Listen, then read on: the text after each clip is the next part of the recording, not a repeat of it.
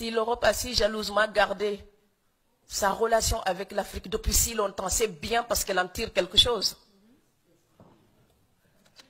Alors quand les Européens viennent investir chez nous, ils font de l'aide au développement. Mais leurs comptes bancaires sont en Europe. Et une entreprise qui fait des pertes ne reste pas longtemps en Afrique, hein, elle ferme. Donc quand ils viennent faire des affaires, ils viennent nous aider. Quand nous, on vient faire des affaires, on est immigrés économiques. Donc à un moment donné, il faut parler bêtement du marché capitaliste à la régulière. Et donc utiliser les mêmes arguments.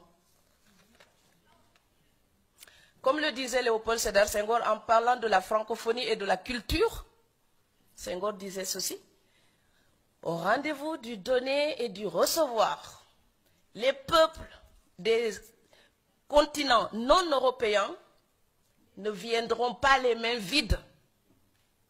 Je répète, au rendez-vous du donner et du recevoir, les peuples des autres continents non européens ne viendront pas les mains vides. Avec la mondialisation, ce rendez-vous est effectif. Malheureusement, l'Europe voit souvent ce qu'elle donne et nous parle moins de ce qu'elle reçoit de l'Afrique. Et l'Afrique, elle se soumet pour ce qu'elle reçoit par fatalisme ou par ignorance de la valeur de ce qu'elle a à offrir. Et comme je ne cesse de le répéter dans tous mes textes, aider quelqu'un, c'est l'aider à ne plus avoir besoin de vous. Sinon, c'est de l'assujettissement.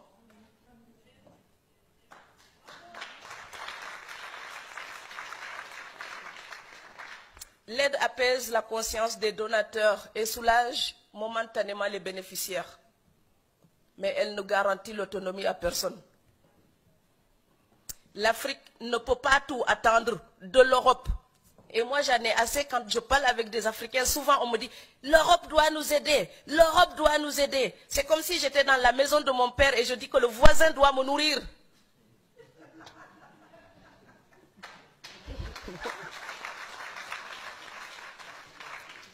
Je sais bien qu'il y a des torts que nous devons reprocher à l'Europe.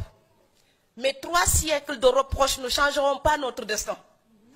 Donc, chercher un coupable extérieur ne changera pas notre destin. Si ma maison brûle et je reste là et je dis, quelqu'un a jeté une allumette, ma maison brûle, quelqu'un a brûlé ma maison, quelqu'un a brûlé ma maison. 3 saisons après, je serai encore sous les étoiles. Donc oui, l'Afrique peut reprocher des choses à l'Europe. Oui, mais les défaillances de nos dirigeants d'aujourd'hui, nous ne pourrons pas les justifier, les légitimer uniquement en accusant l'Europe. Ce serait nous mentir à nous-mêmes.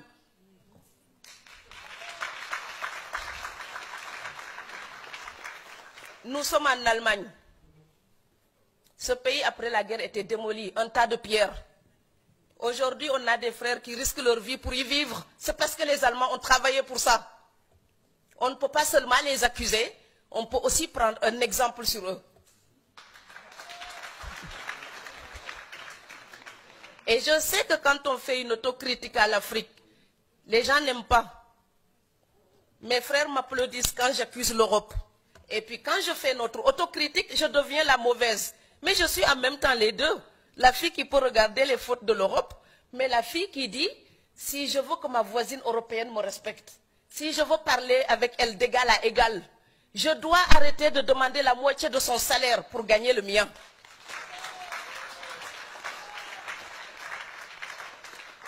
En ce moment, on parle beaucoup du partenariat Europe-Afrique.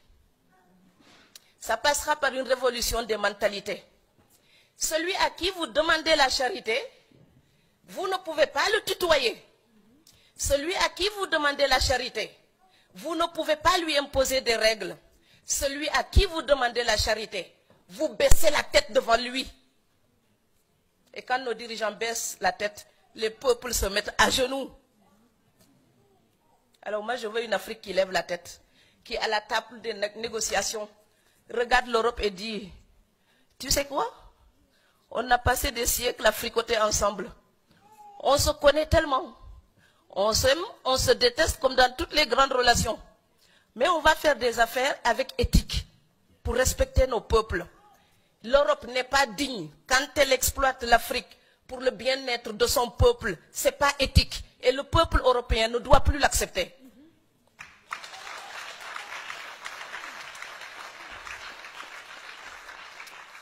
Et l'Afrique n'est pas digne quand elle se plaint tout le temps et que le peu de richesse qu'elle a, certains l'utilisent pour leur propre compte et laissent le peuple démuni. Ce n'est pas éthique non plus.